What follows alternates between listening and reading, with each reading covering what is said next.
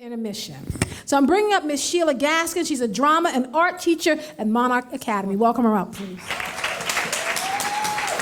Test 1, 2, 1, 2. Hello, everyone. All the love, all the love. What makes that little old ant thinks he can move that rubber tree plant? Everyone knows an ant can't move a rubber tree plant 'cause he's got high hopes.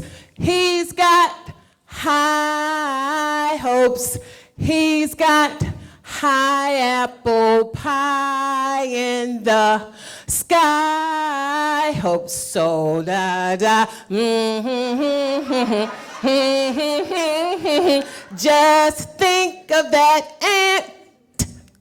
Oops, there goes another rubber tree plant. Thank you. Y'all know that song. So I'm a product of the 70s. That tells you how old I am. Baltimore City, fair old. I'm old. Rashfield was just a rash. That's how old I am. Product of the 70s where the love was. The afros, the soul train. And I went to a little elementary school called 87 Windsor Hills Elementary School. And every one of my teachers from the kindergarten through the 6th grade were old black women over the age of 60. Every last one. And so all of that love, I find myself sitting at the feet of them having that much wisdom. My teacher, Ms. Young, she was old. Everybody was old. And in this school, the arts was just as important as everything else. You can applaud for real, that's for sure. So this was the 70s. Schaefer was the mayor, Jimmy Carter was the president, resources was everywhere, and people done things out of love, right? And so I'm in this school, and my art teacher is an old white man named Mr. Hammond, and he taught us art. And then my music teacher was Korean, and she smoked cigarettes, and she taught us chorus, Miss Miller. And then there was Mr. Smith, and he was a small, pot-bellied, gray-haired old man who taught us instruments. And at that time, they didn't let the girls play drums. Right? I could be really Sheila E. right now. So, but that tells you how old this was, right? And so I went to school with Lucille Clifton.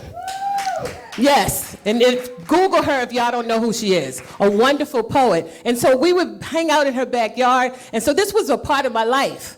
And so I thought everybody had this rich culture, this rich art in their lives. And that was not true.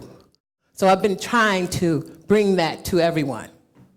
So, cut to my first teaching job. So I'm at Monarch Academy, and I'm teaching drama, right?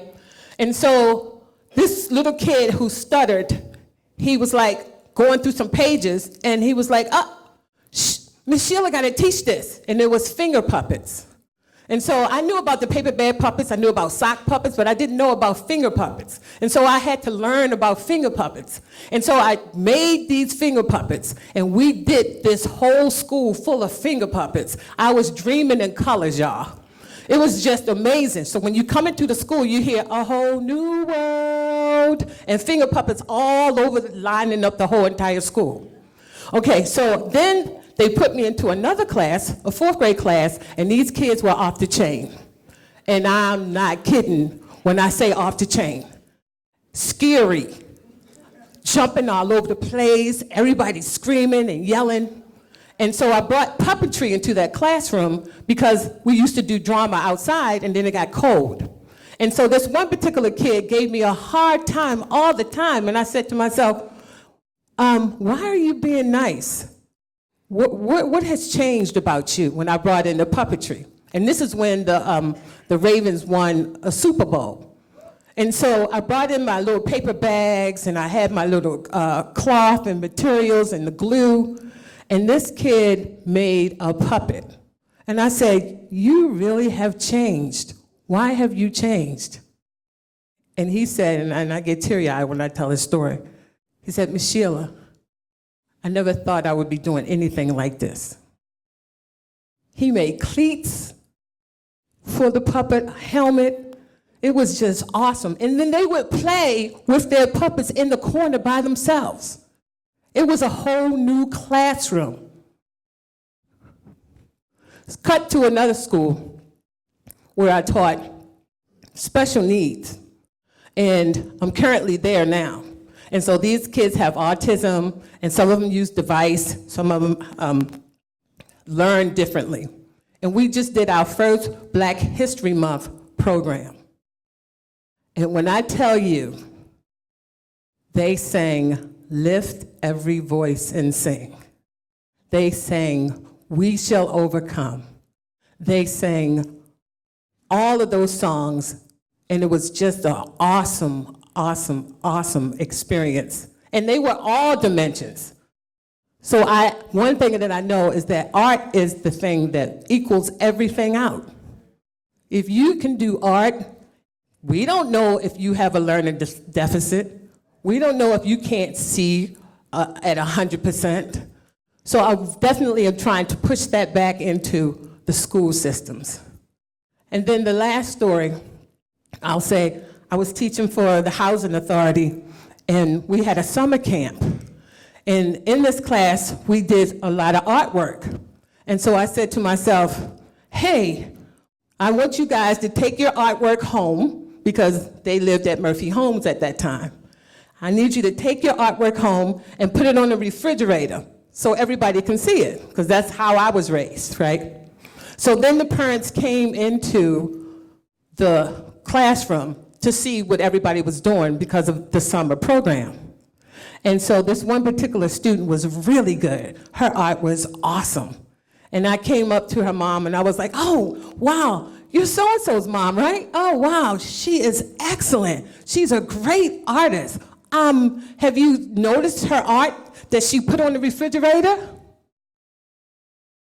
And her mother said, yeah. And I took that blank down too. And what I learned was, I can't control what happens outside of my classroom. I can only try to enhance what's going on inside. And the last thing I'll say, what makes that little old ant thinks he can move that rubber tree plant? Everyone knows an ant can't move a rubber tree plant, but he's got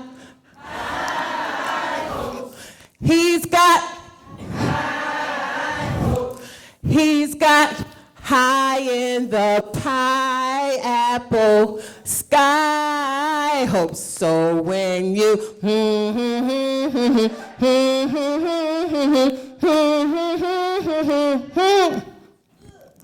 oops, there goes another rubber tree. Oops, there goes another rubber tree. Oops, there goes another rubber tree plant. Thank you.